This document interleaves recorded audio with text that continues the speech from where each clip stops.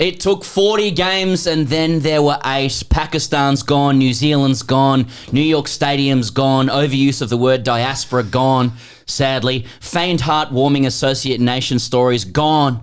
And in its place, pretending to know about Caribbean pitches, terms like trial by spin and conspiracies about semi-final venues. Daddy pays for the wedding, daddy gets what daddy wants. Before then, England won in 19 balls. The software engineer trumped Indian stars. Miami was a washout, and Australia, according to Mitchell Starc, chose to respect Mother Cricket. And a good choice that was, because Mother Cricket can be a capricious sorceress and possible necrophiliac, allegedly. And please don't feign offence at the suggestion that Mother Cricket may be sexually excited by or attracted to dead bodies. Anyone who's played cricket at any level understands the severe way she scolds and punishes her subjects, and if you can't think of a time you were a figurative dead body being ravaged by an excitable Mother Cricket herself, then I'm sorry, you simply haven't played the game.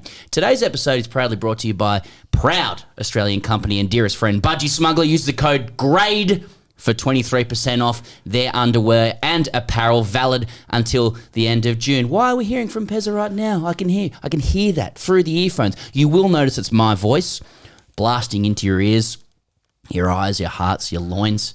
Our fair, newly engaged anchor, Higgos, is in the air, returning from his US sojourn. Yeah, he was permitted a couple of extra days with his partner, LJ, to enjoy their new status, and enjoy they have. Just as he covered me while I was coming back, I will cover him, but with some help. This is the main podcast after all. We did have Matthew Wade on as an interview earlier on, but he's pulled the pin, Wadey. We did want him on to discuss a Zippy, but he had family matters, and family always comes first, not to be confused with the political party Family First. I'm not associating him with that. But the show does need a guest host. That's because it's a necessarily long, indulgent affair at odds with all trends and supposed entertainment principles. So many people have told us to shorten this show. We've said no. We do enough of that short shit. So who better to accompany me than a legend, laureate, the best cricket writer on the planet, presider over the best Substack in the game, Cricket et al., with a podcast of the same name. Gideon Haigh, what an honour and privilege it is to have you as guest host on The Grade Cricketer. Gideon, how do you do, sir? Are you ready for the next hour or so of punditry as discussed at the grade level? And following your last appearance, do you have any new plans for destroying the show this time around? Well, it's nice of you to have me back, all things considered. Did you get some complaints? Complaint is a mild term, yeah, I got some for what we received. Well, I'm not in Kansas anymore, clearly. And you do have the Constitution of India shirt T-shirt as well, out of respect, I presume. Well, I actually got it in Bangalore late last year. I went over to chat at the Bangalore Writers' Festival. A chap came up to me afterwards and he was wearing this T-shirt. And I said, "That's a great T-shirt." He said, "I make them." I said, "Can I have one? I'll wear it on stage tomorrow." So I did. That's awesome. It's forgot the fella's name, but if you're out there, just look it up. He runs a little NGO about promoting awareness of India's constitution, a worthy endeavour. Well, you've alphaed him there by saying you don't know his name. Just as when you walked in the studio today, he said, "I've never watched your podcast, nor have I listened to it." Well, podcasts are for appearing on, aren't they, Sam? Well, for some, I guess. You know what I mean? Now, before we get on with the show, Gideon, I've got a couple of things I've got to say. Please excuse the administration, but it's important. Support for The Grade Cricketer comes from Patreon. Now, the truth is support for The Grade Cricketer comes from many and varied sources. Depends how deep you want to go with it. So, it probably starts with your parents. Or you could say, The Grade Cricketer stands on the shoulders of giants, specifically Sydney grade cricketers, 2001 to 09 inclusive, Ian Moran, there was a Sydney uni guy they called Rig, Brett Van Dynson, Warren Buttigieg, MG, players from the West and Southwest that I've never really got a handle on. The list goes on. But truly the lifeblood of The Grade Cricketer as a venture is Patreon. If you are enjoying this here work, lady and gentleman, and you want that sort of club lens, if you want looser, darker, Ben Roarer, Grade Cricketer content, you can get an extra hour per week via our flagship show, #AskTGC Fridays. Your questions every Friday. The idea is you write them in, you listen to them, as you're venturing to cricket to fail once again. We are but 13 days away from our Hall of Fame week. I don't know, Charlie, if we've even announced that it's a week of celebrations, the red carpet being rolled out. We are celebrating 200 episodes of #AskTGC Fridays, and we're celebrating by putting together the best of the last 100 episodes. Charlie has painstakingly cut together 3 hours of content. It seems like a lot, but it's been split over a couple of days. And that's out of 100 hours of the last week, over the last 100 episodes, to celebrate the double ton. Our members, people who have signed up to this, have been lobbying and voting for the best content of the last 100 episodes. I'd like to give everybody a flavour of the short list that we've been voting on. So I'm not saying this is necessarily the things that you're going to hear, okay? But each of the questions and our respective responses have developed their own names, their own titles. So here's a flavour of the shortlist of the content you may receive. Shit cricketers have big cocks. Jelt to oblivion. African gypsy dad dick. Measuring penis volume. Malat Belanglo State Forest era. Sauce on blimp. Magician chat. Stealing from charity bins. Umpire milk. And Ben Roberts Smith. If you sign up, you can also get early access to live show tickets, merch, every perk we can offer, patreon.com/grade cricketer. It's the best way to support the grade cricketer. It's the best way to help TGC stay strategically adjacent from the clutches of corporate and broadcast interests. Nevertheless, thank you to our current sponsors, Budgy, Smuggler, NordVPN, Manscaped, Wise, Prime Video, Big Basket Now. And they're just the current sponsors. Gideon, let me bring you in. Thoughts on the subscriber model in media? You know, like the truth is people have always paid for their media, right? Yeah. It's only been the last 20 or so years, wild west of the internet, that you can get an article for free, which it's been my proclivity as well. But subscriber model, for, against? Well, I'm a bit unusual in that I've been a freelance journalist since the mid-90s, so I've often been relying on the kindness of strangers in order to lead my career. So it's a shorter step probably for me to go into the subscriber model than most. But I do like the direct interaction with the public. I do like the freedom to kind of pursue the things that interest me.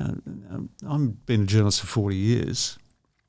And I think, my interests and that of the mainstream media have been diverging to the point where probably now the twain shall meet.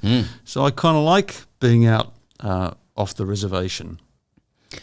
I think a lot of people like you off the reservation as well, and being able to read you for free at cricketetal.substack.com. They could read you too, Sam, if you ever cared to contribute anything. Once we stop recording this godforsaken reviews, I will be back writing shortly. Thank you. All right, look, I'm gonna kick off with a question from Patreon for you, Gideon, just to warm things up. We are going to get into the World Cup, ladies and gentlemen. If you want us to talk about Australia, want us to talk about India, England, and the associate nonsense, it's all coming. It's all coming. But Gideon, for you, just to to bring you into the grade cricketer lens, if this is okay. Yeah. Can you bring someone into a lens? Okay, go on. Well, and slap me down and my language all show. That's what I'm here for. Spank me daddy all day. But this is from David Blaine's Lemon. My name is David Blaine's Lemon. Been perusing through the back catalogue of #AskTGC Fridays and came across the episodes where Higgos went to Japan and a customer suggested he take his father to an onsen and have a cock off. Well, this past Japanese winter, I went on a family ski trip to Japan. However, I was faced with this exact scenario of going to an onsen, having to get my cock out with both my father and brother in attendance, and they the same with me in attendance. I think about it now, and I'm pretty sure Papa had me covered, but I think I had my brother covered. My memory of this seems to be rather hazy, so maybe I just remember what I want to remember so that I can feel safe. I do remember it being a rather interesting dynamic with Dad sauntering around cock out without a care in the world, but myself scurrying to the safety of the murky onsen water to hide my meek offering. What does that say about his brother? I guess in conclusion, I can't wait to have a dad dick, but not really in the mood to have a kid, so that will wake. All goods, meow. Gideon. Gideon Haigh. Has this got anything to do with cricket? No. Please, it's got everything to do with cricket. Is this the Manscaped read? No. We'll get to the Manscaped read, okay. and I know you've got a lot to say about that. But I believe this has everything to do with cricket. I mean, many people who've played cricket will have, partaken, is that a word? Yeah. In A furtive glance at the... We'll talk about tub culture at the Yarras during the Manscaped read. But here, a lot of people have these kinds of conversations while they just sit, in the pavilion or watching the game. Conversations like this, adjacent to this, peripheral to this. I went to an onsen in Japan. I had a cock-off with my dad. And the themes of, is my penis bigger than someone else's penis? How does my penis compare to my family's? How does it compare to my brother's? Where do I sit in the general hierarchy of masculinity? Should that be part of the hierarchy of masculinity? These are all the themes sitting underneath this, the superficial level of a Japanese onsen.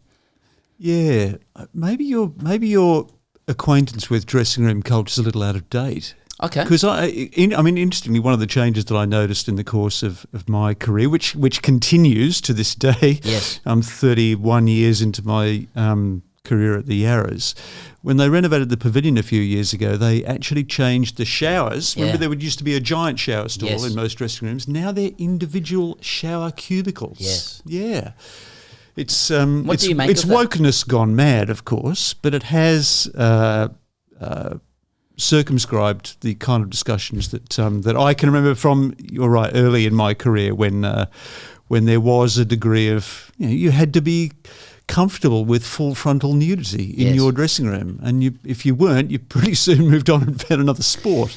It's funny, isn't it? Like, a lot of people will profess the virtues, and I think rightly so, at a macro level of inclusion in any community endeavour, whether that be, cricket, whether it be schools, whether it be ethnicity, whatever. But do you think it would be a good, and would you take this up, like a good, let's say, a lecture at the Festival of Dangerous Ideas to say, actually, Australian cricket has been built on a foundation of exclusion? Like, you can't tell me that Steve Waugh's great side wasn't essentially built on exclusionary principles. You must fit very, very defined parameters, whether it be your performance on the field or what you're able to bring off the field in the tubs, for example, to make this team. It's a Darwinian culture, that's for sure, and but it would be interesting to speculate whether the kind of discussion that you're talking about that takes place in onsens actually happened in the Australian dressing room in the 1990s. Interesting. I think we've got to have Steve Waugh on to finally come clean about this aspect of Australian dominance. Thanks for dealing with that, Gideon. I've got another announcement for the TGC before we get on with the show. Higgos and I, and he's in the air, but this needed to come out now. Higgos and I are very, very excited, buoyed, if you will, to announce that for the first time we will be covering the Olympic Games. So listen, just let that sink in. The Games of the 33rd Olympiad, just to make it sound prestigious. It's true. Is that in Roman numerals? I had to sort of translate it. No, I could do Roman numerals. But it's 33rd this time around. The Summer Games. So this podcast feed, this channel, will have you covered every day with a wrap of the overnight action. It's Australia Times, with our show Morning After Paris. 20 to 30 minutes of prestige Olympic narration, largely dissecting Australia's insatiable thirst for gold and the extent to which that tonic fuels the national soul. Yes, that means covering the pool. It also means trackside. It means dressage. It means modern pentathlon. The onsen? What an onsen that'd be.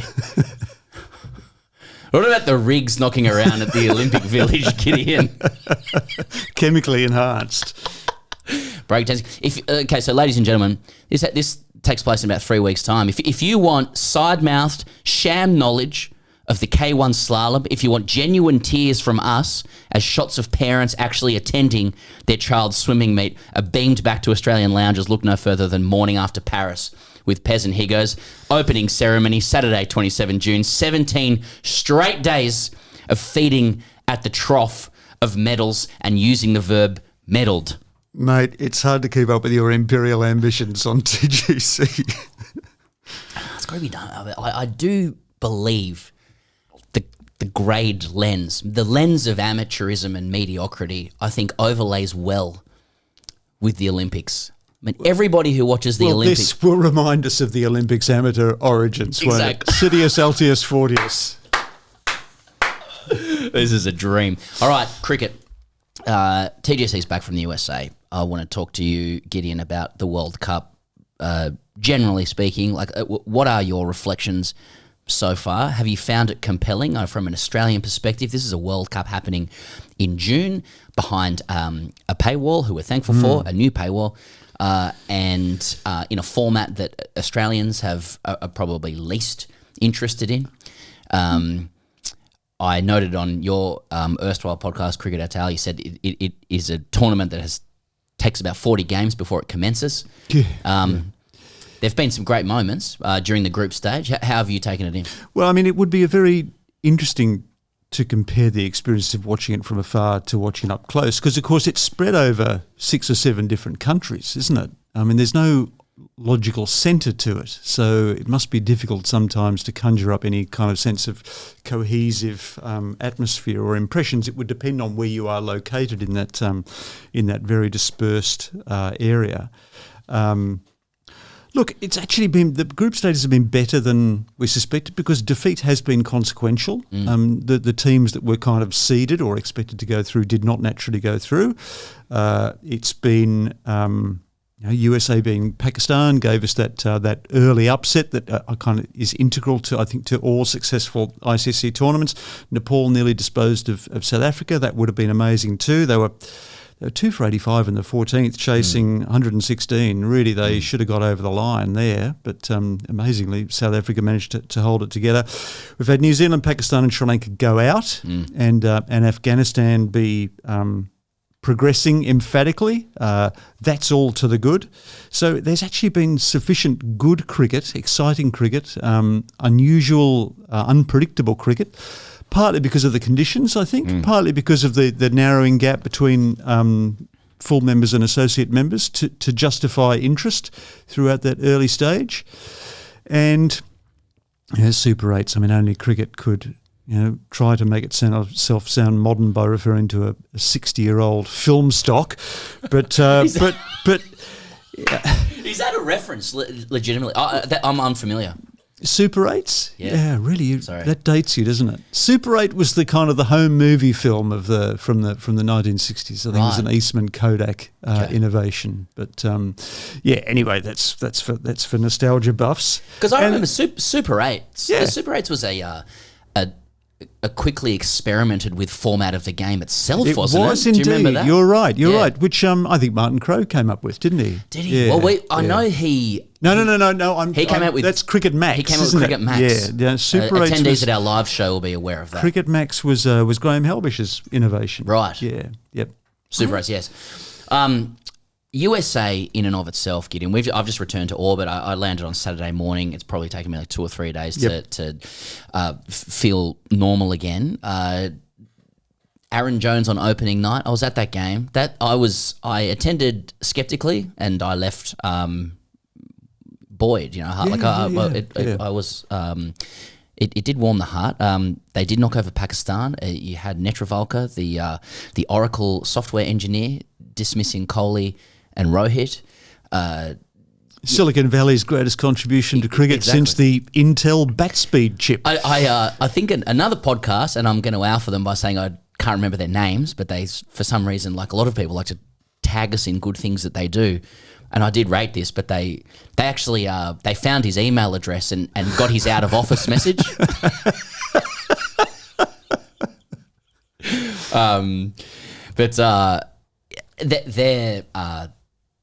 They are the kinds of stories that a more global tournament with more nations than those we're used to can throw up.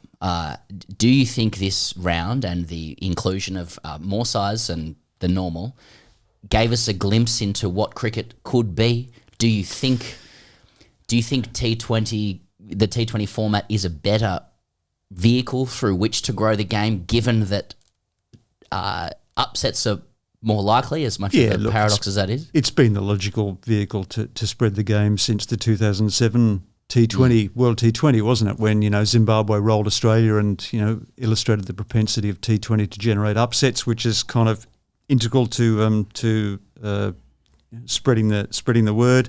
There have been some heavy defeats. Let's not forget, Uganda getting beaten by the West Indies and Oman getting beaten by England, and associates are volatile because often the teams are based around particularly talented generations of players or particularly talented groups of players. They don't necessarily have the depth to create anything in the longer term. It's worrying to me that Ireland look to have gone backwards. Yes. They were beaten by Canada. They might be going the way of Kenya. Remember, Kenya was a very good team in the mid-1990s, and then there was that gifted generation of Tokolos and Adumbes and Otienos retired. So the same could happen to the USA. But as long as there's a sufficient sort of critical mass of competitive associate nations to kind of just introduce that touch of the unknown to tournaments, I think they'll be necessary and an exciting component. The Nassau County Stadium will be dismantled. Is in the process of being dismantled. Straight away. This is a little. Did you get a bit of souvenir turf? I didn't have souvenir turf, but it was a very novel experience of going into the complex, seeing state troopers bemused and bewildered, watching fans of this game they didn't really know about. I spoke to a person who would know American sports, say that they hadn't seen security like that actually since the years post 9/11. Yeah, right. And that was in contrast to what a lot of other people were saying, which is like, oh no, this is just how the locals do security for games. Right. I'm not really sure that was quite true. A lot of us delighted in overusing the term diaspora and felt really good, like with a monocle on. I know that's a day-to-day term for you, or whatever, or maybe you're above it. It was a novel experience. I do feel like it will be regarded as a success, so particularly given the US's move into the Super 8s. Yeah, well, I mean, India has an ambivalent relationship to the emergence of new markets, doesn't it? Because their influence on world cricket depends on them being number one by a long way. I mean, if the USA was to fulfil its potential as a cricket market, India would have a potential rival. So, and I think the attitude to spreading the game in the US has been sort of 2 steps forward, 1 step back over the last 15 years. I think I'm right in saying that the ICC had the plan for a global tournament in the USA in its strategic plan in 2010. So it's taken us 15 years to get there, hasten slowly. And the game's changed unrecognisably since then. International cricket now competes largely with domestic cricket rather than other international cricketing events. So in a month's time, will we be talking about this tournament? I wonder. And I wonder whether American fans will be too. We could be fooling ourselves into thinking that we've taken America by storm, and in fact it's been a very big teacup in a very small storm. Yeah, I would love to know clearly what the measure of success was. There's no way it TV audiences in India, mate. That's what it's all about. Come to that. Yeah. There's no way it took over the conversation among whatever an everyday American is over there. I mean, the NBA Finals was on, baseball's on all the time. I don't think it's people weren't going, oh, hang on, we've got this competitor. And I also don't think that Americans particularly take the same tribal approach to sports that we might be used to in Australia. I don't think they go, oh, you're going to come into my area. There's a lot of people in America who will follow multiple sports from their town or whatever. And I found Americans who semi-knew about the cricket being on were curious, and you can't generalize about a whole people, but they'd be like, oh, let me learn about this sport. A lot more hopeful and positive about those things and probably more secure than, say, in Australia. If another sport's encroaching, it's kind of like put the guardrails up, get the crossbows out, and get off our patch. So let's move on to the important stuff, though. All the associates, highfalutin chat's done. Now it's time for the Super 8s. I want to talk to you about Australia's passage, Gideon. People who only listen to this podcast and consume no other cricket content at all well, they need to know that Australia beat Scotland. This is from the last time we spoke. Australia beat Scotland. They did it narrowly. There was a lot of conversation about whether Australia might, manage the game in order to knock England out of the tournament. It didn't happen. For those who, again, say living under a rock, I just mean probably have a life. Josh Hazlewood said in the lead up to the game, if we can get them out of the tournament, that's in our best interest, as well as probably everybody else. He was saying it mischievously. He also said a number of other things after that was in contrast to that comment. Nevertheless, it was picked up on. Australia win by 5 runs. And Mitchell Stark says after the game, you don't stuff around with mother cricket, and try to worry about other results. We're here to win games. England's on the other side of the draw. Doesn't make that much of a difference for the next 3 games. That was blown right out of proportion, by you guys, the media, that is. Now, you had some great things to say on Cricket et al., Gideon, both in print and in the pod, about the deity of mother cricket. I want to talk to you about mother cricket. And that's not to be confused with cricket gods, right? So my question is, how do you best serve mother cricket? Because mother cricket strikes me as like an Old Testament god, like the Old Testament god. A jealous god. Was it Marcionites held that the God of the Hebrew Bible was inconsistent, jealous, wrathful, and genocidal, and that the material world he created was defective, a place of suffering. The God who made such a world is a bungling or malicious power. Now, do you think... I love how that's just come off the top of your head. It's the sort of thing I used to think when, goddamn Penguin fired me after I smashed one into my pad, LBW. What a capricious, jealous God you are. Can you talk to us about about mother cricket? Well, I think we all believe in sort of fate and destiny and fortune, and of course cricket is no game is more shaded by luck and randomness than cricket. So it's not surprising that it would have a reference to some sort of higher power or external forces that could potentially influence what's happening on the field of play. I in the piece that I wrote about Cricket et al., I talked about the potential relationship or the development of cricket gods, which is something we're all familiar with growing up, to this idea of mother cricket. It seems a much more recent development. And it did seem strange that we've gone from a deity to a parental presence. Whether that implies that the cricket's getting less mature, more puerile, and requires sort of intervention from mum to decide who's going to bat next, or who broke that window. I found that kind of interesting. Of course, it's meant to have emanated from Justin Langer, or he is the great populariser of it. And it does sound like the kind of thing that JL would say, or that JL would believe in. Tim Bresnan. Yeah, right. By the way, yeah, right. Chemtrails now, but anyway. Didn't he talk about it in terms of the sprinkler dance at the after the Boxing Day Test match in 2010, as though that was maybe tempting fate? Possibly. That was being hubristic. England's performance after winning the Ashes, and it's certainly England's performances in the Ashes since then seem to. So mother cricket is penalising them. Yeah. How do you get on the right side of mother cricket though as well? I mean, Indian fans who are watching, they might wonder, at least from an ICC trophy perspective, is mother cricket against us, or has mother cricket blessed us with? I think mother cricket is always against you. Right. Mother cricket is never looking after you. Mother cricket is not benevolent.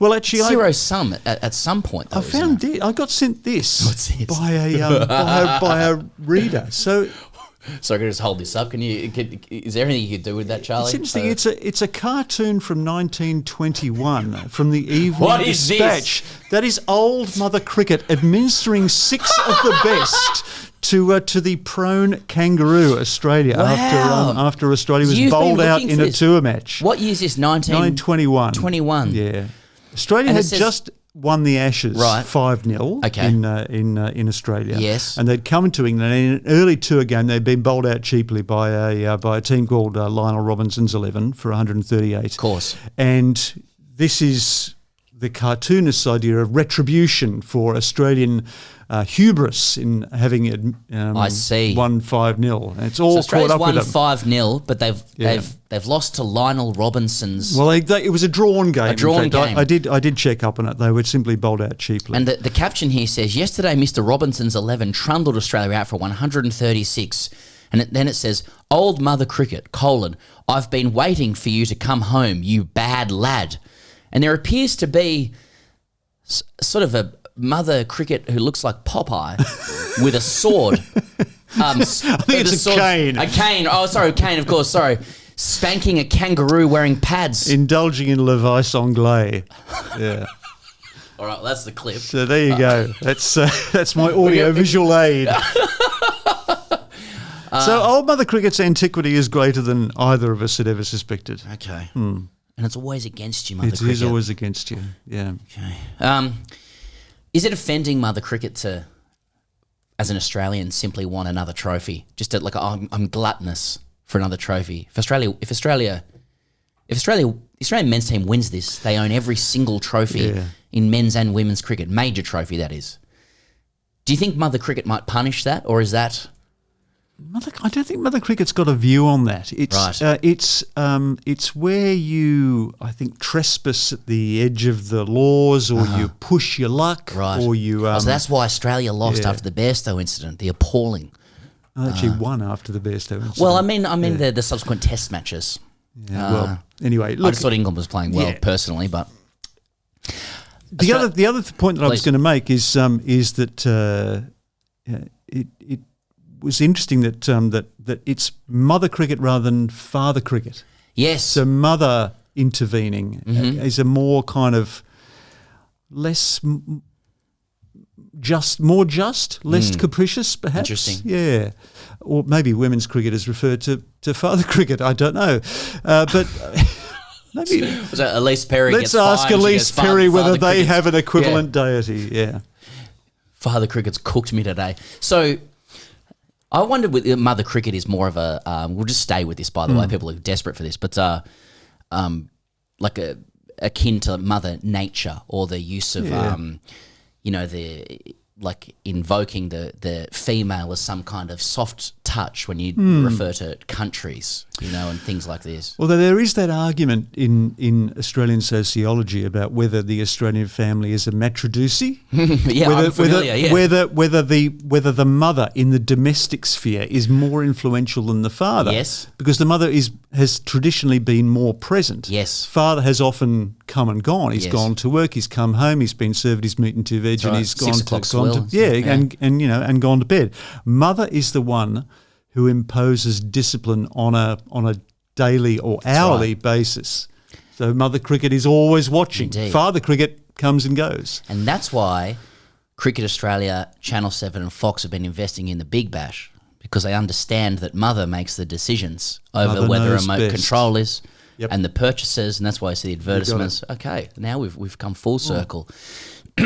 Ashton Agar and Nathan Ellis, Gideon, sit on the periphery of the Australian side, but they're both being given a Guernsey ahead of some decks in the Caribbean that people will pretend they know about, but not really. I just wanted to relay to you a web submission we had from a user who calls themselves Atheist.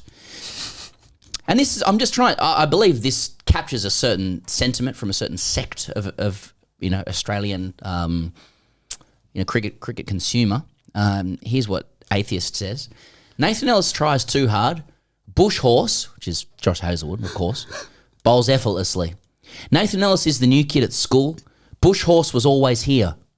Nathan Ellis is the type of dude to have a zealous religious father, and when you go for a sleepover, there's a timer on the computer and you can only play Minesweeper, and you have to say grace before eating sultanas. Bush Horse drinks Coke and plays Call of Duty. I just want Bush Horse. Discuss. You'd be hard-pressed to leave Bush Horse out, wouldn't you? Because he's got direct access to mother cricket, for one thing.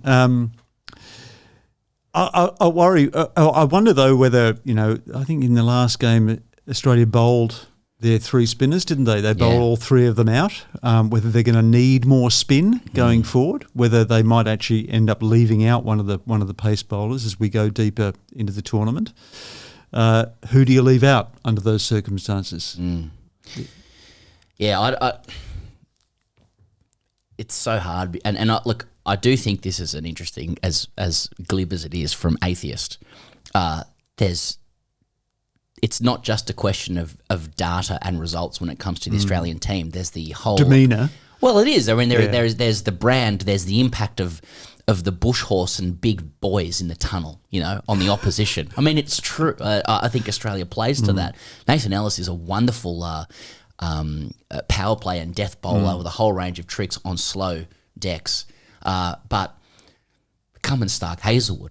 Exactly. I don't even know if I've said that in the right order. Maybe we're still discussing this. And I do feel like it's an interesting conversation given that like T20 really is the reserve of X's and O's and big data and matchups and, this guy's terrible against left arm spin and this guy, and I think he matches up well. And now Tim David's practicing his leggies in the nets because there might be a matchup for him there. Tim David should bowl heat, shouldn't he? Tim David needs to look after his pads. He's got a starters. rig. Yeah. Anyway, that is interesting actually. We could do with, but why do we need another bowler spinning the ball away from the bat? We actually need an off spinner, and I think Maxi could be a very useful adjunct in that Australian attack going on, particularly bowling to left-handers. I mentioned this before about the trophies at play because really the group stage is a great opportunity to philosophise, to talk about the place of the game, to understand whether other nations are coming into the game, to understand the business interests or administrative interests of playing cricket in places like New York and Dallas and 6 countries of the Caribbean and the times that they're on, etc. But now we're into the Super 8s, there's stakes. The stakes are high and we start talking in X's and O's and what could be. In 10 days' time, Australia could own every major trophy in men's and women's cricket, isn't that the sort of thing that just makes you want to run? I mean, it hasn't even hit me yet that that's possible, but doesn't it just make you want to run home, run a bath, put on right of the Valkyries, cup of tea and just jam? Well, sure. It just becomes a cricket tournament from here, doesn't it? We can stop the geopolitical ponderings, and something will happen. Something we don't expect will happen. It's never what you think will happen, just as it is with the precedings. We thought everyone knew would go through. It's not what happens. Weather will play a part. Yeah, it's the rainy season. We're coming into the rainy season in the West Indies. We used to play cricket in the West Indies in sort of March, April. That's been pushed back now because of that's IPL time, right. And nothing can compete with IPL. Rightly so. Now we get the possibility. It's already been influential in the tournament so far. Yeah. And you've also got that issue about the conditions have been iffy so far. The Indian batters are feeling for form. Yeah. No one's made big runs at any stage because they've had to play in New York. By the way, I mean, look at all the form that Virat took from the IPL into the tournament, and then he had to play on shit tips. 3 times in a row. Yeah. Now, obviously, some other guys scored some runs, but what does that mean? I mean, is he? I'd say Kohli's in the same boat as Maxwell, where it's like, well, he hasn't scored runs yet, so it just means he's going to at some point. I did think it was quite interesting. I went through the list of the top 25 averages in both sides of the ledger. 11 of the top 25 scorers have been from non-Test nations, right? But only 4 of the top 25 bowlers, and that indicates to me that bowling has been decisive, and it's been international class bowling that's really prevailed so far. That's I think where the associates are going to struggle to keep up. They just don't have those powerful breakthrough bowlers that the big countries have. Just on India, Gideon, give us a view on how you see their team. For me, perhaps it's because of where they've played, but their bowling's been good. I think Arshdeep's come to the party. I think he's hugely influential to them. He's an extra cog that they need with the seam. I think Bumrah is the best bowler in the world. And then they have their 4 spinners. They're only going to play 2, possibly 3, but given we know where they'll play their semi-final, we'll come to that as well. The question seems to be, can they sustain things with the bat? I feel like Rishabh and Sky have been bright. Yeah. You'd imagine Kohli and Rohit will do the business at some point. Hardik Pandya is struggling with his cricket and has for a long time. Shivam Dubey hasn't done much. Do you still think they're in a good spot? No one's had to do much. It's a little bit difficult to get a feeling for any of the sides. Some of the games have been so damn short. I still think that they've got. I like the fact that they've got left-handers.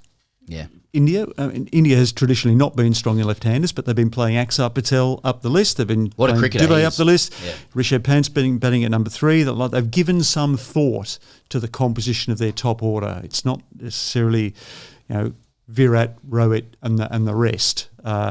So don't forget, this is Rahul Dravid's last appointment as Indian coach. I was thinking that Rahul was the captain, wasn't he, back in 2007 when we were last in the Caribbean with a big global tournament, and didn't work out for him well. He's got a bit of unfinished business. I think you look them up and down, and they are full of class. They're full of big occasion players. I think you saw that in the India-Pakistan game when it got tight. Those Indian players have played a lot of big games. They play them every other week in the IPL. I think that really counted, and that's why Pakistan probably finished second. They just don't have that consistent, intense, big match experience. They are a very, very good team, and it's been refreshing, I think, to see the Indian bowlers lead the way for them, because they, during the IPL. We might as well have been hitting from stationary tees. When you see Bumrah show his stuff, when you see Arshdeep get the opportunity to take a leading role, and you see Siraj, the spinners are really, really good. I wouldn't be surprised if you see Kuldeep get a Guernsey. They've got a lot of answers. Yeah, a lot of answers. Longish tail if you can get through. But, if you can get through, but I don't think tails count for very much in this form of cricket.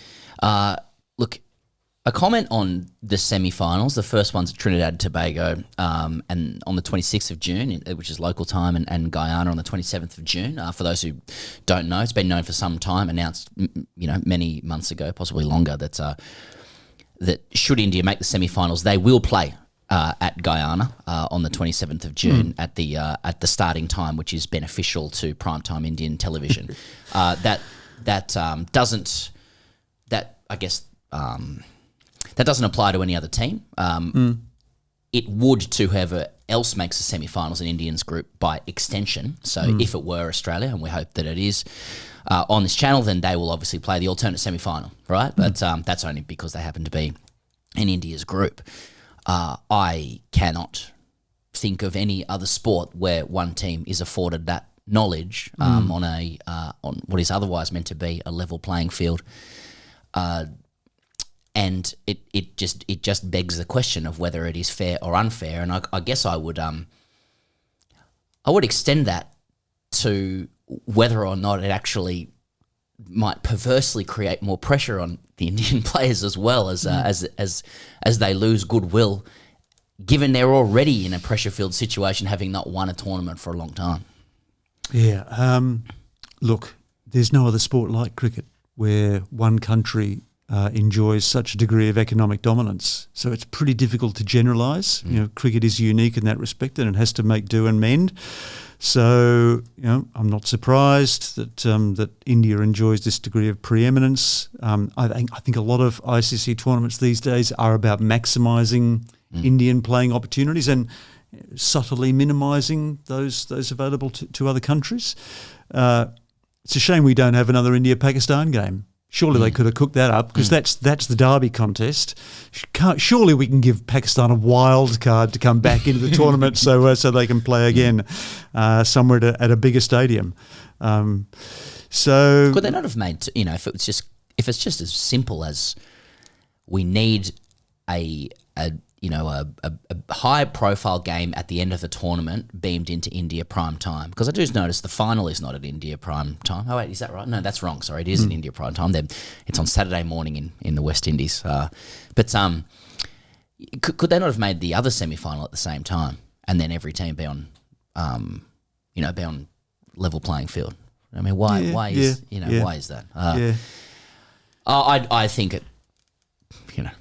I don't see how you can look at that and not ask a question about it. And if you're a fan of the game who goes, look, we need to pay the bills. And the cricket's it's more important that it's a TV show to India primetime than anything else. Then it's a very I'd say it's a dark view. Yeah, look, we're lucky that India's a really good team. Yes. Because imagine if they were poor. Imagine if we were creating pretexts to maximise their involvement and they just weren't a very good team. But they are a good team, and that does take the edge off that criticism. Every ICC tournament is predicated on India getting through to the end. And fortunately, they're good enough to do so. The World Test Championship, World Cup, they never quite win, but this could be their opportunity to set that to rights. Could be. It could be the opportunity. Gideon, couple of comments. Just quick. Actually, just want to come back to Australia, if that's okay. Yeah, just want to cover that off.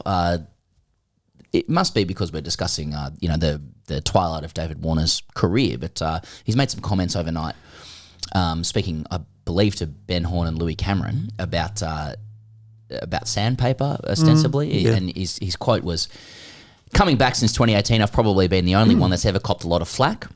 He went on to say, whether it's people who don't like the Australian cricket team or don't like me, I've always been that person who has copped it. It's fine if they do want to do that, but I always feel like I've taken a lot of pressure off a lot of guys as well. And I think understandably, I've been that person to be able to absorb that. But one can only absorb so much. For me, it's great to go out knowing I'm not going to cop it anymore. How do those comments sit with you? He's the scapegoat, isn't he? As his brother put it. I thought it was interesting that he I don't believe I've heard this before, but he's sort of said, he sees himself as actually having absorbed a lot of the criticism for his teammates. Yes, and that he does that because he can. He has the ability to do that. So it's almost like, I'm sure he hasn't chosen to do it, but the way he sees it is that he has the capacity to assist his teammates by taking it on. He has been an interesting observation or sight over the last few years, hasn't he? He's almost become a back number.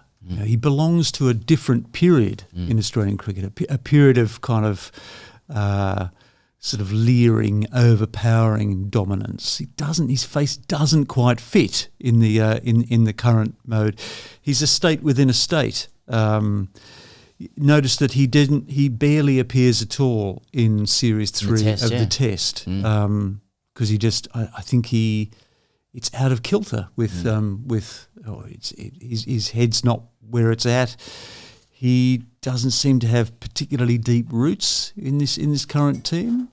He's managed his exit tastefully, I think. It's gone pretty much according to plan. After there was that kerfuffle earlier last season about whether he was entitled to his place, I think he's done enough. It's not the end that you would have predicted for David Warner at the beginning of his career, but perhaps it's the better for that.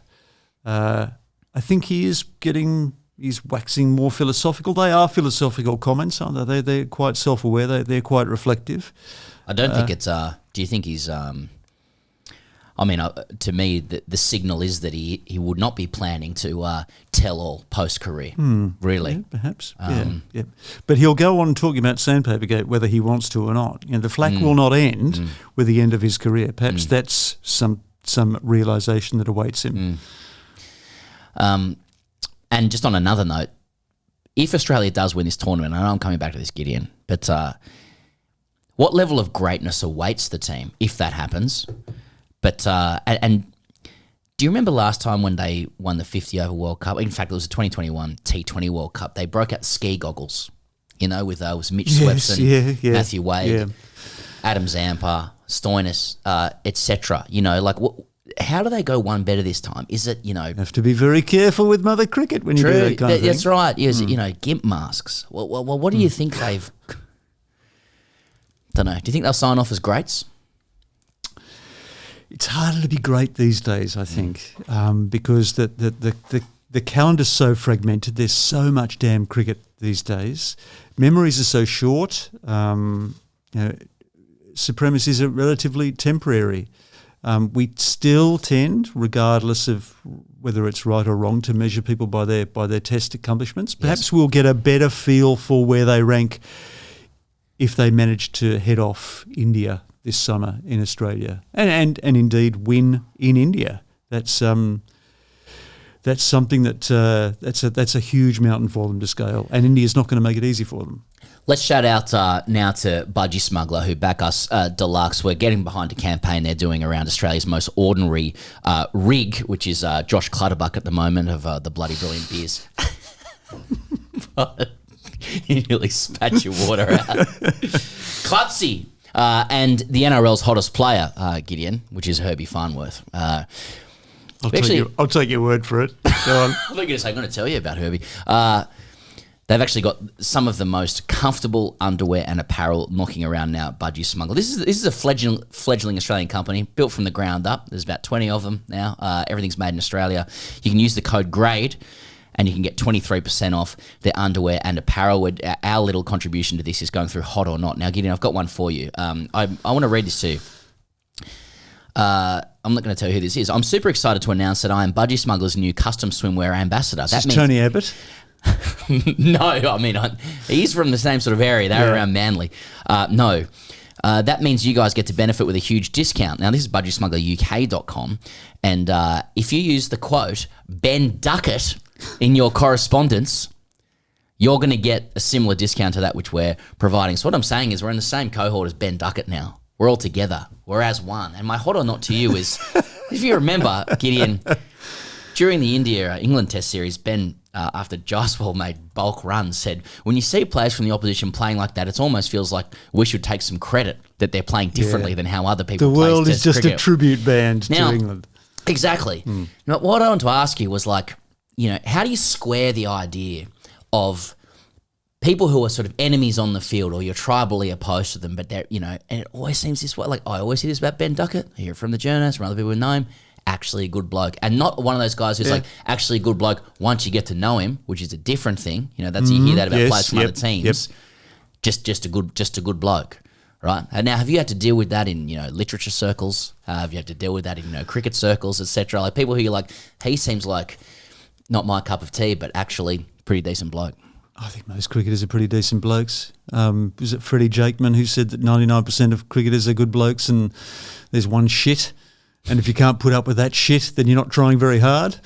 So, that doesn't surprise me.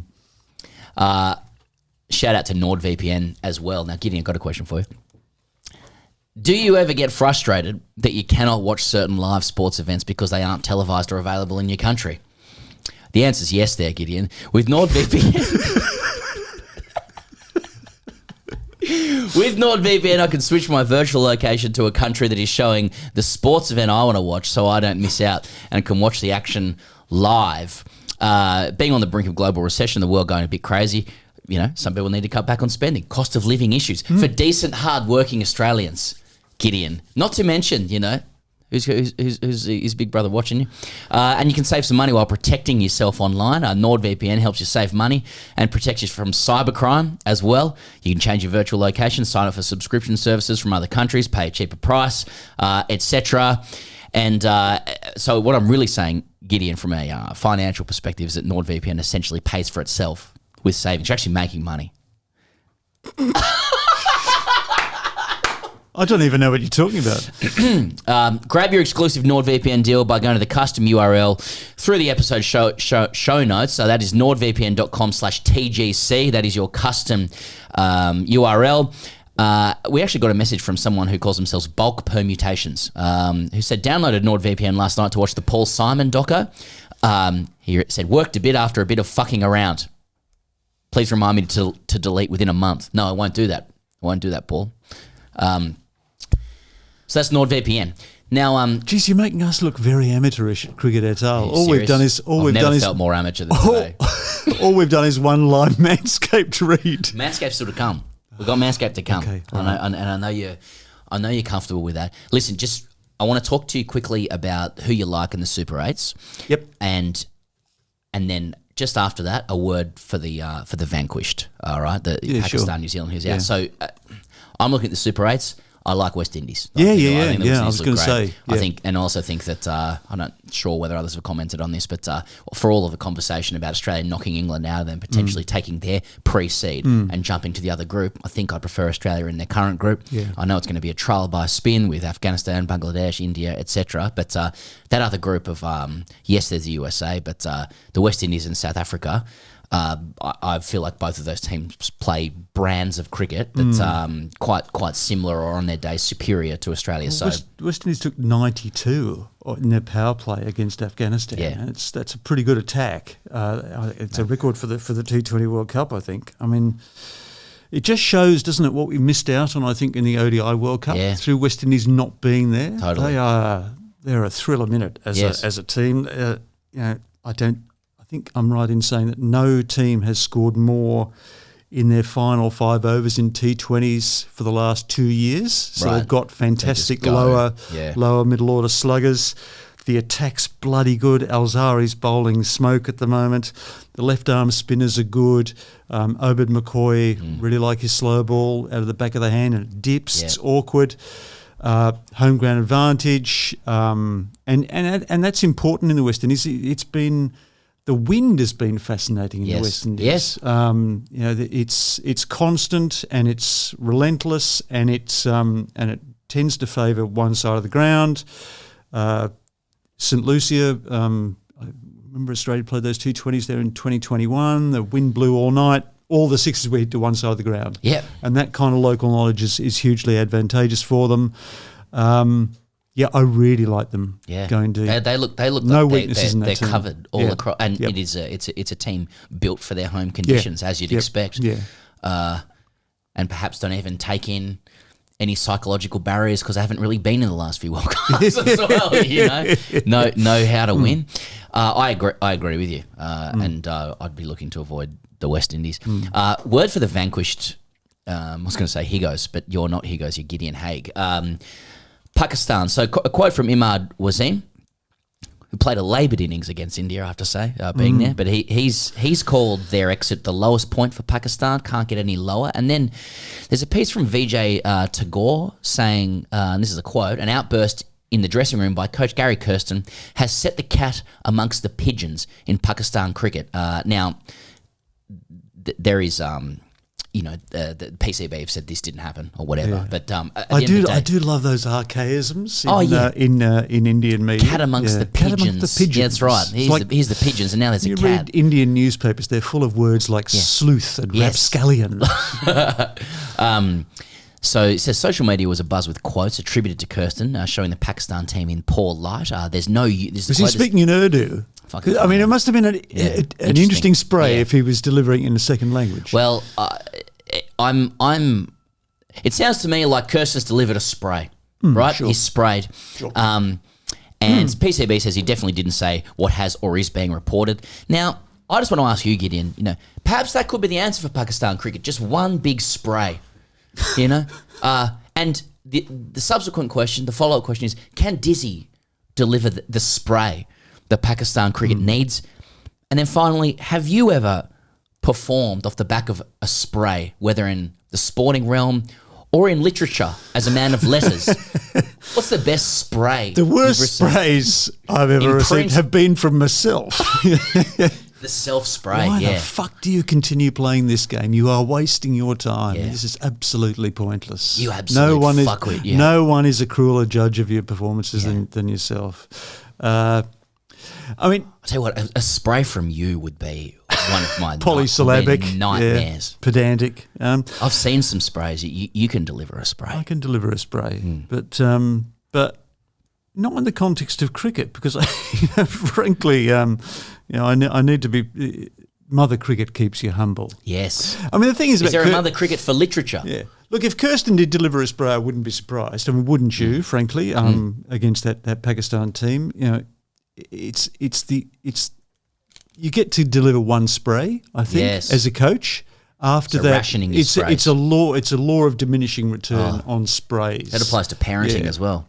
Mark Taylor, I remember, always used to had a good rule of thumb where sprays are concerned. He said, save your sprays for when the team wins, because the team is more receptive to criticism in the context of success than in failure.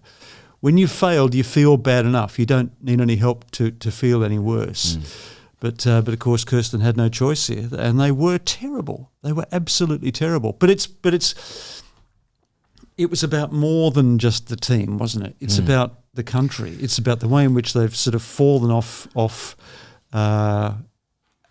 They've fallen away from international class, I think, by sort of exclusion from the loss of their derby against India has been incapacitating for them. And it was painful. I was there. It was painful. Yeah, and they're a very ordinary team, and there doesn't seem to be an awful lot of competition for places, and there should be, frankly. The strength of the PSL, there are enough good players in the PSL to really shake things up in that Pakistan team. It looks a little bit lazy, a little bit self-satisfied. The skill level's poor, the fitness levels are poor, the athleticism is it's out of date. They're falling into old habits, and that really shows up. Tournaments are periodic. You get a snapshot, you get a shop window of the way in which your country's travelling, and Pakistan's going very poorly. I find it very difficult to do any commentary on Pakistan cricket without feeling like I am deferring to cliche, or leaning on cliche. Sure. So I have to defer to others with it. But everything you say seems to be right. But thankfully, maybe Gary Kirsten's spray, might change things. I know they like a spray in footy culture down here in Melbourne. I think spray is a big part of what goes on. Yeah. I mean, but by the same token, I don't feel like the current Australian team has any sprays. And will it take not winning a World Cup for the spray they need to have? And who delivers that spray in the Australian team? They're a sprayless team. You'd bring in the ghost of John Kennedy, wouldn't you? Do something. Don't think. Do. Sorry, that's a very parochial reference. You think Cummo is he's like, who the hell's John Kennedy? I think about JFK as well. Can you imagine Gary Stead delivering a spray to the New Zealand team? It'd be very mild-mannered, wouldn't it? Yeah. And they are due a spray because they were terribly ordinary. Yes. And Pakistan's taken a lot of flack, but New Zealand have gotten off a bit lightly because they have been very, very disappointing. That's a reversion on paper, to the mean. Reversion to the mean. Six consecutive semi-finals in T20 and 50 over World Cups. Well, it did relieve us of the obligation to refer to New Zealand punching above their weight. Yeah. No, because this is the thing. This is where you're meant to say New Zealand are actually quite good, and they've failed by missing out. I'm like, no, they've performed exactly at their level. Yeah. The skeletons. No, they want it. Yeah. They like that. They played like an old team. They played like a team resting on its laurels. They played like a team that expected to succeed simply by turning up. They played like a team that was saving itself for the Super 8s that they haven't made. I gotta say, does T20 cricket can be so unforgiving and random. I mean, look at these Super 8s that they're about to come out. It's the same group stage scenario as the first round of groups in the T22 T20 World Cup in Australia. Australia were out of that tournament after the power play against New Zealand in the first game. Yeah. You have a bad power play, you get some bad luck with the weather, see you later. You're gone. Afghanistan did to New Zealand what New Zealand did to Australia in the previous one, didn't they? And there was some really some aberrant passages of play. Like in that Afghanistan game, there's a slip in for Rashid and Kane Williamson plays the late cut anyway and then kind of goes, I didn't see him. So there was a lack of game awareness that you don't associate with New Zealand cricket in this tournament. Can you? I just keep following up here, but do you have enough of a feel of T20 cricket to have a sense of who might progress from these groups? Because I can imagine all sorts of worlds, where things might go wrong, or Afghanistan squares up with Australia, with what Australia did to them last time. Can you work your way through it logically of who might come through, or is that part of the beauty of the format that 10 bad minutes and you're gone? Yeah, I mean, this is interesting. I remember chatting to Dan Kirsten about this a few years ago, and I've trying to draw him out on the subject of data. You know, Yes. How influential really is data on the way in which you approach games? And he says, you just don't.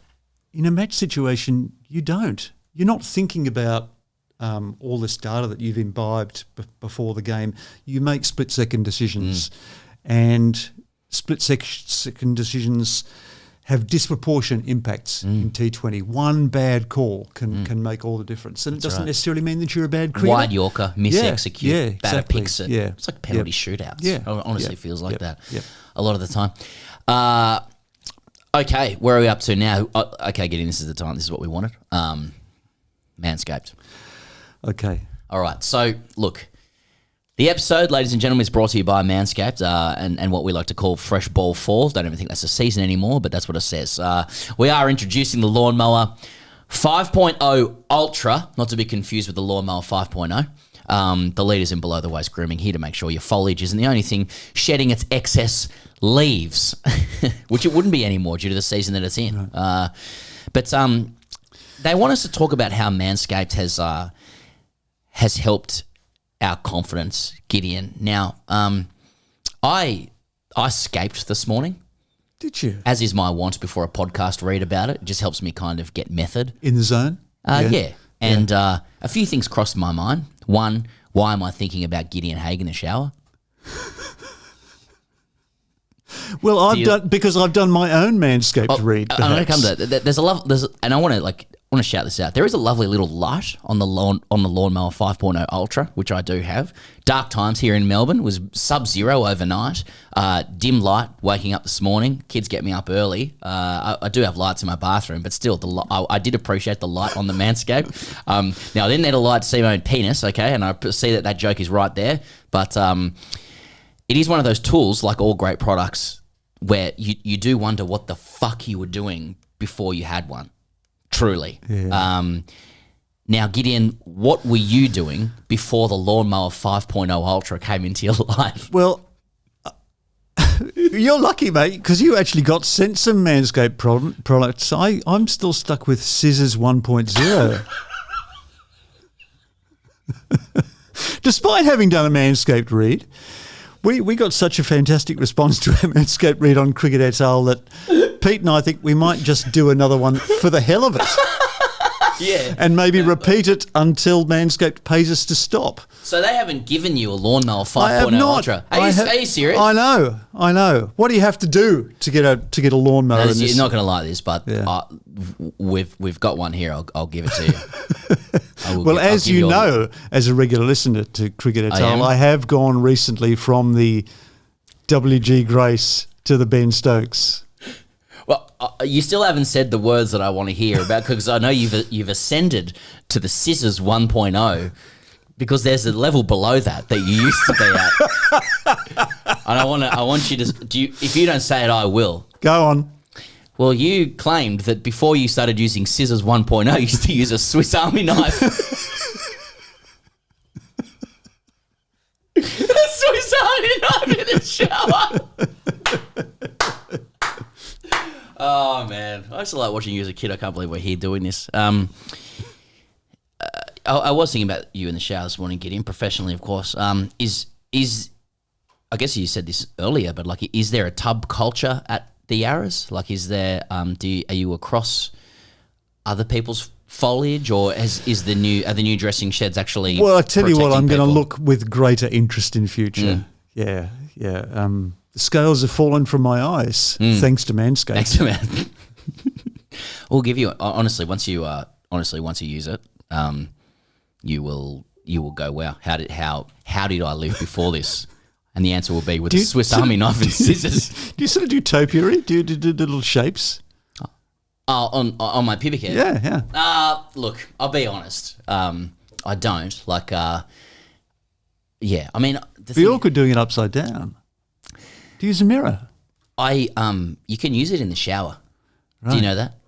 So I find it like I place mine in the shower and just it's a fairly like quick arrangement. Okay. And once you get through the first iteration of it where you're getting rid of the Amazon, then you are. That's the forest, that is, as a reference, not the broadcaster platform who we're currently tied in with. Then it's just a simple question of maintenance, you know. You're just a mere gardener coming in for a touch-up. You know what I'm saying? But it's not waterproof, is it? You're not allowed to say that it's waterproof. That's one thing I do remember from my own Manscaped read. Yes. Do not say that it's waterproof. I'm just looking through this. Yeah. Just looking Water through this. resistant, but not necessarily waterproof. That's correct. Yeah. That's exactly right. Yeah. So turn the shower off. You, ladies and gentlemen, if this has compelled you and you thought this is how I'm, this is how I'd like to proceed with my my hair, my areas, you can get 20% off and free shipping with the code TGC. Okay, 20% off and free, and that's a really special discount as well. No one else gets that using the code TGC. It's time for, we're nearly there, Gideon. Hashtag AskTGC. Yep. I know I can see in your eyes, like, get me the fuck out of here. Hashtag AskTGC. This is from Anon, or Mr. W for clarity. And before I get into this, Gideon, thank you so much for coming as well and for enduring all of this. But this is the last thing to finish off. This is from Anon, or Mr. W for clarity. Gentlemen, this one is in the what could I have done differently in this scenario genre. I'm a primary school teacher with around 15 years of first grade, and there's an asterisk here, first grade cricket experience in our local area. I wear that unfortunate tag of cricketer, quote, amongst my staff. Now, this is the asterisk. In Sam Perry's grade cricket pyramid, let's say I've played 15 years of 72s, that is 72nd grade. All right. Official umpires, showers after the game, and wheelie bins used for waste only. So, Gideon, that means like not using wheelie bins for stumps. You know, which is so a lot of people write in. A lot of people write in and go like, "I play first grade," and they just means it was one of the lowest levels of all time. And I contend that they use wheelie or auto bins for their stumps. Ashley Giles, as they used to be known. Okay. However, no current or former first-class cricketers knocking around, just to give you an idea. I know you hate when guys bang on about the standard they play, but the reason I'm including it will become apparent. Tee off at will, though. Thank you. He's protecting himself there. All right, so we're back to the story. Last year, I was off class when I happened to walk past a teacher delivering a sport lesson. Cricket. Yellow plastic equipment scattered about the oval and children practicing catching. I had taught this group of kids the previous year, so knew them well. Just then, the teacher waved at me and asked if I had 5 minutes to help her with something. My wonderful colleague is the sort of teacher you want your kids to have. Friendly, positive, encouraging, and genuinely commits to each lesson, but cricket wasn't something she was overly confident with. She asked if I could help her with the next part of the lesson. It was the exercise where the ball is placed on a cone and the kids need to hit it. Pretty straightforward. I was happy to help. The kids were genuinely excited for me to join in, as they too knew I played. They had been excited at the prospect of me playing in the grand final the previous season and had shared my disappointment when we ultimately bottled it. One girl even wrote me a card wishing me luck. Then it happened. The other teacher began explaining the activity. And this is the quote from the other teacher. And we are very lucky to have Mr. W here to help. As we know, he's a very good player. You've played for New South Wales, haven't you? Fuck. I froze. She meant to say you've played in New South Wales. No, well, this is how it works. Fuck. I froze. The most I could muster was a chuckle and a nah, nothing like that. My question is, how do you play that one? And have you two boys been given a similar hospital pass with any of your engagements? You know, for example, welcoming former Australian cricketers Sam Perry and Ian Higgins. Technically not a lie, I guess. You both played cricket in Australia. Bit of pressure on this bloke, I thought, when picking up the plastic bat. I better not fuck this up. Thankfully, I was able to push on and demonstrate hitting the stationary ball straight. Any sideways movement would have seen it squirted to gully or chunked to the leg side. You better believe I was out of there quick smart when it was time for a bowling demo. Cheers, boys. I can't overstate how much I enjoy your stuff. I'm truly happy to see you going from strength to strength. P.S. As a teacher, there's nothing like busting out the Brendan Julian-esque boys to put a stop to any horseplay a short distance away. So there's Shrekker. From Shrekker. Shrekker's the next one. Sorry, we will leave that. Oh, but sorry. Thanks. Particularly when it's from a teacher, you're very careful to ensure that it says Anon, or it's Mr. W for clarity. But this is a classic of the genre, Gideon. I don't know if this kind of allies with your experience, but we often talk about the pressure that comes with having the identity outside of cricket circles as the cricketer. So if you're talking about, going to the backyard or being with a group of friends, people who do not live in the orbit of cricket in any way, they don't have any recognition of, say, I played 57 games in second grade, back in 2006. and I played 4 games against Trent Copeland. You know, like that sort of thing is that's got serious cachet in certain circles, but in normal life that means nothing. But nevertheless, if you are that person, you are the cricketer in your group. Yes. So when you are playing in the backyard, when there's a family occasion or some sort of convivial game going on where people are partaking in a national pastime, you actually feel a great load of pressure to deal with that situation. People expect good performances from you. Do you actually score 100 ruthlessly and antisocially, or do you condescendingly hit catches up in the air and be regarded as patronising everybody else? It's a very difficult tightrope to walk. Have you had that experience before? Well, I guess that the equivalent experience for me is that being recognised in my association when I come out to bat as the guy who writes about cricket. Tell us about that. You receive the inevitable sledging, give him something to write about. I have relied on my own cricket as inspiration, but only in terms of reminding myself of just how bloody difficult it is. That's and what's how good about humbling writing. it is. Yeah, absolutely. It's one of the reasons why I'm so keen to get you back to the Yarras, Sam. I'm busy raising children and dealing with my own issues. But I had an issue. See, I just got rid of that. But I had an issue where when Sandpaper was happening, I was living in the UK, and TGC was, still just kind of starting up in a lot of ways. But we're very grateful for Sandpaper and any crisis in Australian cricket, because that's when our business in particular booms. People just love plane crashes and listening to Australians when that's happening. And so particularly living in the UK, who ostensibly weren't part of Sandpaper in any way, but just loved the story of Australian cheats. I was on Media Street, like that. Every media outlet wanted an Australian to come and explain what their boys had done, And do you know Steve Kinane? He's on. So Steve was there, great guy, and good bowler. He is a good bowler. Yep, a good-looking man as well. But he teed me up to go on the BBC, and there I sat, in a very serious situation, explaining the immorality of Australian cricket and the history and the foundations within, as the English just loved it. And then on the lower third, as it published, it said Sam Perry, Australian cricketer. And the shit that I got. Technically true. Exactly. Yeah. And I'd like to think that's a stitch up. I like to think the answer is mainly second grade, so it was true. But it is, when you are not a recognisable cricketer in any way, shape or form, and let's face it, even like most professional cricketers are not recognisable around Australia, it's very difficult to pass having an identity as a cricketer when nobody else knows who the fuck you are. Yeah. I was playing in that for the Authors 11 the day after the Lord's Test match last year. Oh, really? Yeah, and with Colo, actually. Yeah. And you got me a game for the Authors, by the way. We're just talking did about I? that Yeah, there. right, yeah. Anyway, we had playing a village team. It was a good game, very good humoured, very relaxed. But at one stage, the next batsman took an unusually long time to come to the wicket, and we were in our huddle. Yes, and someone sort of said, "Where's this bloke? Where's this chap? Yeah. Why doesn't he come in? Yes. Perhaps we should think about a timed out appeal." Yes. And it turned to me and say, "Let the Australian do it. That's the kind of thing." I had the exact same experience at the Authors. I loved my time playing. I played like 3 or 4 games, thanks to you for the introduction. And I don't know if I was hypersensitive to it, but I felt as though, the